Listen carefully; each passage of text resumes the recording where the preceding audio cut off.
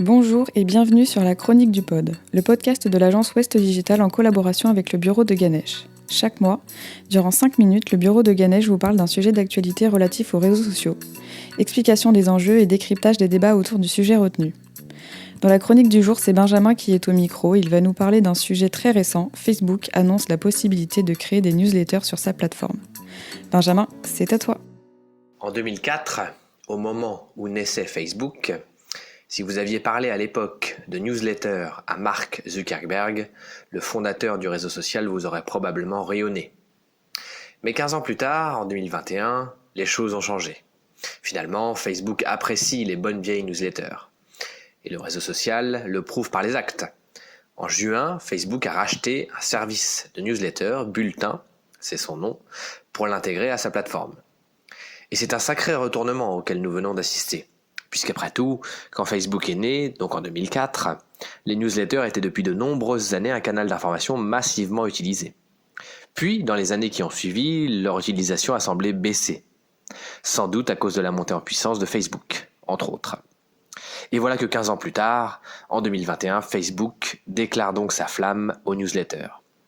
Alors, que s'est-il passé ? A priori, c'est une décision étrange de la part de Facebook. 2 milliards d'internautes se connectent chaque jour sur le réseau social. Les utilisateurs et utilisatrices qui discutent, se disputent, s'informent, se rencontrent. Bref, tout va bien. Alors à quoi bon intégrer des newsletters au réseau social, puisqu'il y a tant d'activités sans avoir besoin d'ajouter quoi que ce soit ?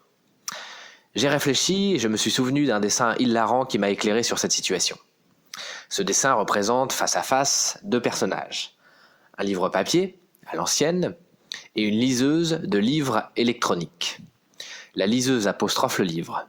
2 points, ouvrez les guillemets. C'est fini pour toi. Tu es de l'histoire ancienne, ton format est ringard, lourd, dépassé. Puis la liseuse poursuit, sûre d'elle, en menaçant le livre papier d'un briquet. 2 points, ouvrez les guillemets. Si je t'effleure avec cette flamme, hop, tu disparais pour toujours. Et pendant tout ce temps, pendant tout ce monologue assez agressif, le livre se tait. Puis à l'issue de l'apostrophe de la liseuse, le livre lève son bras et appuie sur le bouton off de la liseuse. Fin de l'histoire. C'est un peu la même histoire entre Facebook et les newsletters. Certes, Facebook permet de découvrir des gens par hasard, des contenus, des événements, de suivre des lives en vidéo, etc. Et certes, la newsletter ne permet rien de tout ça. Mais la bonne vieille lettre d'information a un avantage. Elle ne vous présente pas, sans que vous l'ayez souhaité, un exposé fleuve sur les liens entre les vaccins contre le Covid et la 5G. Et pour cause, contrairement à Facebook, le contenu des newsletters n'est pas décidé en fonction des likes ou des commentaires.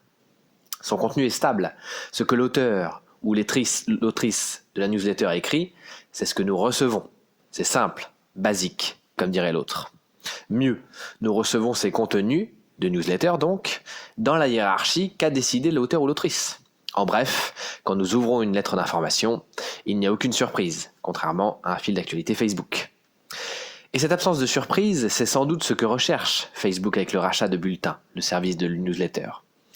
Car finalement, de surprise en surprise dans les fils d'actualité, de vidéos de décapitation aux visuels criards anti-masques, Facebook a fini par avoir quelques problèmes. Et en l'occurrence, un sérieux problème de qualité. Les contenus qui circulent aujourd'hui sur le réseau social ne sont sans doute pas, en effet, ceux dont rêvait Mark Zuckerberg quand il a créé Facebook.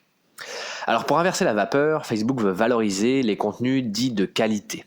Et pour ce faire, le réseau social se tourne donc vers les bonnes vieilles newsletters. Un mouvement qui n'est pas idiot.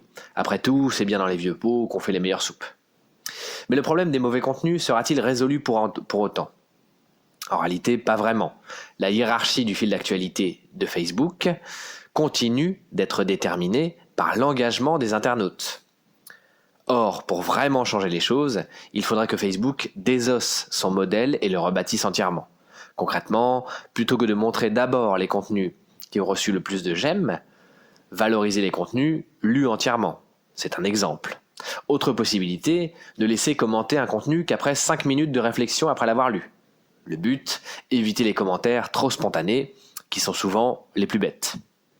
Mais Facebook ne prendra pas ce genre de décision. Ce serait briser son modèle économique, basé sur la publicité, laquelle est distribuée grâce aux données collectées auprès des utilisateurs. Des données qui sont collectées précisément grâce aux j'aime, commentaires et autres formes d'engagement.